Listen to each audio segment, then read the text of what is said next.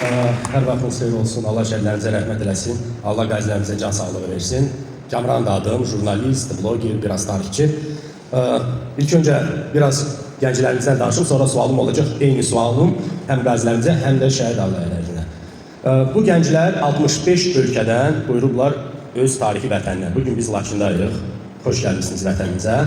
Və bu gənclərin arasında çoxsunu mən tanıdım. Bəziləri də bilirəm ki, böyük işlər görürlər müharibə zamanı. Burada bir oğlan var, Amerikadandır. Alqışlayaq onu. O, müharibədən sonra Amerikada işləyə-işləyə $7.000 toplayıb və orada bir afçarka it alıb göndərib Anamaya ki, bu həmin it burada minalardan bizim torpaqlarımızı xilas eləsin. Eşq olsun. Sonra burada bir talış balası var. O da hardasa Antwerpendə yaşayır. O da bir cəmiyyətin köməkçisidir. Sonra siz mən demiş olaraq, hamı yəqin ki, can yandırırdınız bu müharibə zamanı. İndi də düzdür. Eşq olsun sizə. Bəzi Avropada yaşayan bir neçə bizimkilər var. Onlara baxanda və sizə baxanda mən doğrudan da sizinlə fəxr edirəm. Sualım belədir. Həm şəhid ailələrinə, həm də qazilərimizə. Nə qədər siz müharibə zamanı və sonra hiss edirdiniz Azərbaycanımızın Avropada, Amerikada, başqa ölkələrdə yaşayan diasporanın dəstəyini, oradakıların sizə dəstəyini necə hiss edirdiniz və necə keçirdi onların sizin üçün köməyi və dəstəyi? Buyurunuz. Çox sağ olun, təşəkkür edirəm sualınız üçün. Mən bu mövzuda geniş biliyə sahib olduğum üçün doğrusunu mən cavablandırsam daha uyğun olar. Biz artıq 2020-ci ildə Vətən müharibəsində Zəfər Şəhid Ailənin Dəstək İctimai Birliyi fəaliyyətdə idi. Və eləcə də eyni zamanda Cənab Prezidentin sərəncamı ilə mən Yaşad Fondunun Himayəçilər Şurası üzvü təyin olunum. Və inandırım sizi, ən çox dəstəyi xaricdə yaşayan Azərbaycanlılardan alırdıq. Hər gün yazırdılar, hər gün messengerimizə zənglər gəlirdi, təkliflər gəlirdi, necə yardım edə bilərik.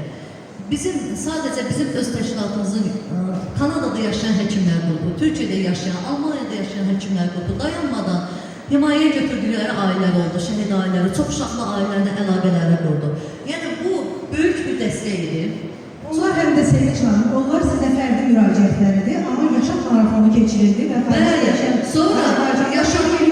sonra müharibədən sonra yarandı Yaşad Fondu və sonra artıq Yaşad Fonduna davamlı olaraq yəni həm də Yaşad Fondu Diaspora Dəstək Fondu ilə birgə marafonu da təşkil olundu. Artıq iki marafon təşkil olundu.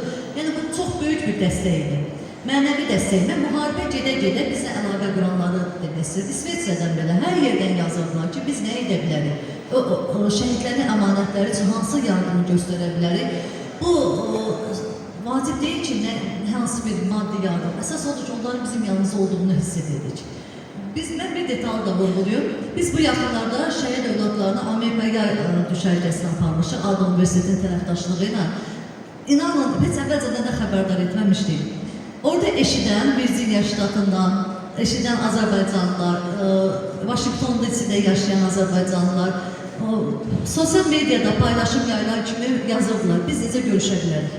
Biz o əmanətlərlə necə görüşə bilərik? Və görüşən hər kəs ağlayırdı, deyir, niyə ağlayırsınız? O uşaqları pis təsir edə bilər. Yoxdur, biz onlardan vətənin iyini hiss edirik. Onlar deyir, bizə Azərbaycanın əmanətləridir. Nə yaxşı ki, biz onlarla görüşdürdünüz. Yəni bu, bilirsiniz, bu bizim üçün böyük bir dəstəkdir, mənəvi dəstəkdir. Bizi düşünən biri var, bu sözü hiss etmək, bu duyğunu hiss etmək böyük bir mənəvi dəstəkdir. Harada olursanız olun, fərq yoxdur harada yaşayırsınız. Bizim də övladımız xaricdə yaşaya bilər, digərlərdir. Amma Azərbaycanlı olduğunuzu, soy kökünüzü heç zaman unutmayın, dəyərlərinizi unutmayın. Bu bizi böyük Azərbaycanlı edəcək. Əvvəldə sonunda biz biləcək böyük Azərbaycanlı olacaq.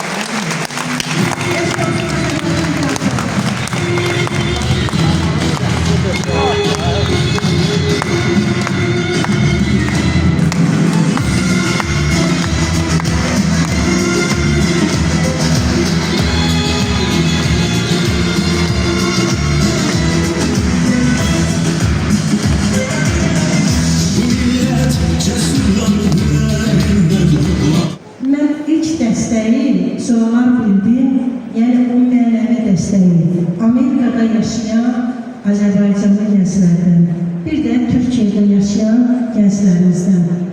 Amerikada yaşayan gənclər şəhərin birində, ştatın birində, deyəsən Washington'da yoxsa bilmirəm, yaxşı bir tədbir təşkil edirlər.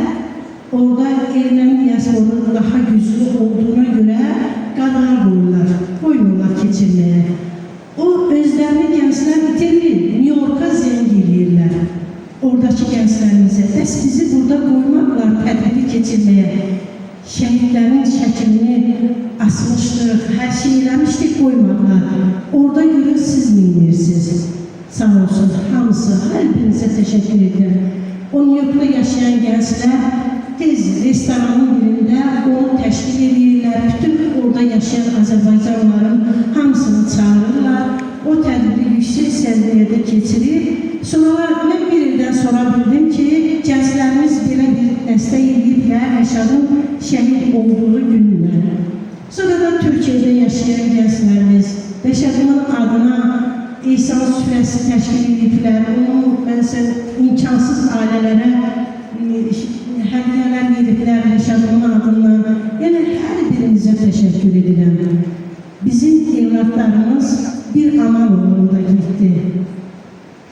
Vətən bütöv olsun, vətənin gələcək nəsillərində üzündə həmişə təbəssüm olsun, güclü olsunlar.